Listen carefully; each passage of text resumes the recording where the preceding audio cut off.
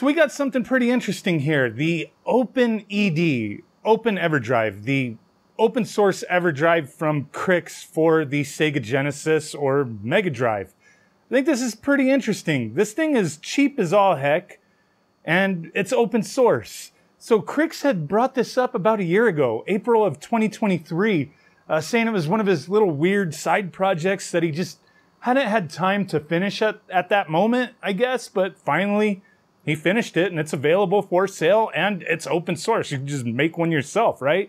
This thing is 29 bucks, comes with the case and the cartridge. This is a very cheap flash cart Everdrive for the SEGA Genesis. Open-ED is very simple, cost-effective, open source Genesis Megadrive cartridge. Does not have its own processor or FPGA. It is built in the old school style using only memory and discrete logic. That's it. Absolute minimum, inexpensive components. So essentially, like, you know, and there's like these cheap AliExpress Chinese cartridges, you know. I don't know, are those things going to blow up your system? Probably not, but maybe, but they're crappy components and you know, maybe not beveled edges, maybe incorrect voltage. I don't know. I trust what Krikzz does. So if you want to keep it real cheap, this may be the way to go, but there's going to be pros and cons. The biggest pro is it's cheap as heck and it's open source. If you have the resources, you can just make it your damn self, right? But 29 bucks, I mean, that's cool if you want to, you know, have a complete package in a case, right? But there is some limitations here. Now, the one thing, I'm going to open it up. I do want to take a look at the board real quick, and we're going to test it out. And I'm going to talk about the cons, because obviously there's going to be some cons, right?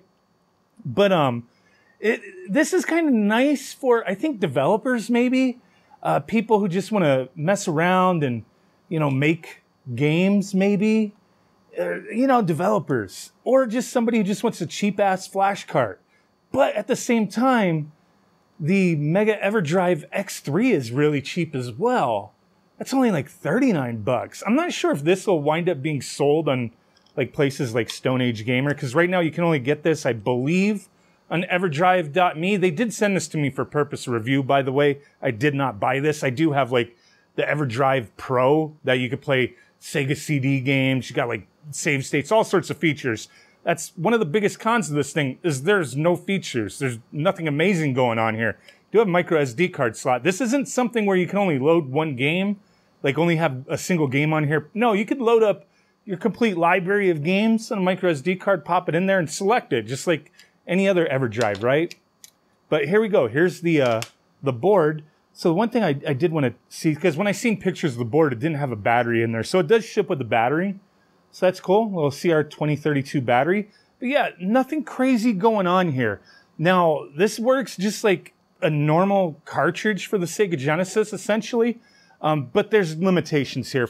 I'll put the supported mapper information up on the screen, but I believe it's going to be just 4 megabytes for your games. So essentially, that's what it supports, right? As far as the ROM size. There's not going to, that essentially is going to be most of the game library. There's going to be maybe a few games that is going to be a no-go. I think Super Street Fighter 2 is like 5 megabytes, so it's not going to load up on this. The other big con is it's not going to be instant loading. There's, you know, the bigger the game, the longer it's going to take to load up. This is like a really old school style flash cart. But enough talk. I'm going to get this put back together real quick and then test it out, see how the loading goes, and just, that's it. Just try it out, right? Okay, so here we go. I've got the cartridge booted up on my Analog Mega SG. Obviously, it's going to work on original hardware. It's going to work on pretty much any hardware, clone or original, but it's bare bones. There's nothing like crazy going on here. On my micro SD card, I just threw in the US library of games. Nothing fancy. If I press the C button, it just takes me to device information. That's it. The menu version, flash type, cartridge date, that's it. Nothing special going on here. Now, once you go in and you choose a game, it's got to write it. You know, it's not an instant load. We don't have any of those special chips going on in here. No FPGA, no CPU, nothing. There's nothing crazy. It's just, you select your game, it's got to write it, and then it loads. So the bigger the game, the longer it's going to take. I did find a bigger game, a 4 megabyte game, Toy Story, right? And I'm going to fast forward it on here, but just to show you how it looked when it was loading, it took 2 minutes and 16 seconds to load that game. Now, I believe I still left it, you know, as the last game I loaded. Whatever the last game you load, it's going to load instantly if you press start. So I think that was the last one. Hopefully it was. If I hit start, it should just load up right away. And it did. It doesn't have to go through the whole process of rewriting it. It is just there. So if there's a game that's bigger and you just always want to play it and you know, you're stuck on it for a while, you could just leave it there. And, you know, it'll load up instantly each time you want to play it, right? But when you want to switch games, so I'm going to show you that in a second here. Let me go back to just the beginning of the cart. Say I want to go and play something else. Let's say Sonic the Hedgehog 2 as an example. So I selected it, I hit A, and as you see the bars there. On Toy Story, since the game was way bigger, there was way more dots that needed to be filled up. Sonic the Hedgehog 2 is a lot smaller of a game, so it's not going to take quite as long. Maybe like 30 seconds to load this game, but this is the process here.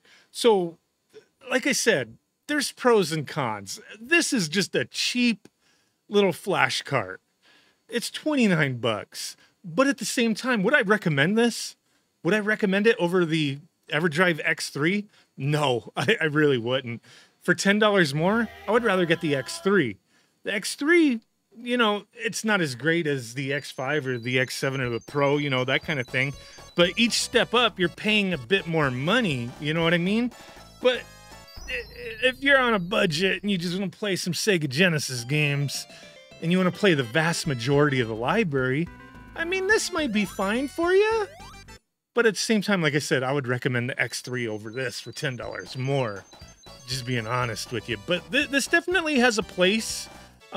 It's open source. That's the biggest pro, I want to say, is it's something that you can mess around with. You can make yourself, fabricate it yourself, go on that GitHub, get all the schematics and, you know, all the information to do it yourself. You know, if you're resourceful and you're able to do so, you can make it cheaper than $29, right? But not everybody's in that position, so, you know, there's options. There's options. I think it's neat, you know? Like I said, I would rather get the X3 over this, but I'm sharing it with you guys. It's here. It's here. Somebody may see, you know, a use for it. But there you go. Thanks for watching. Link down below if you want to buy one of these off of everdrive.me. Thank you guys. Bye.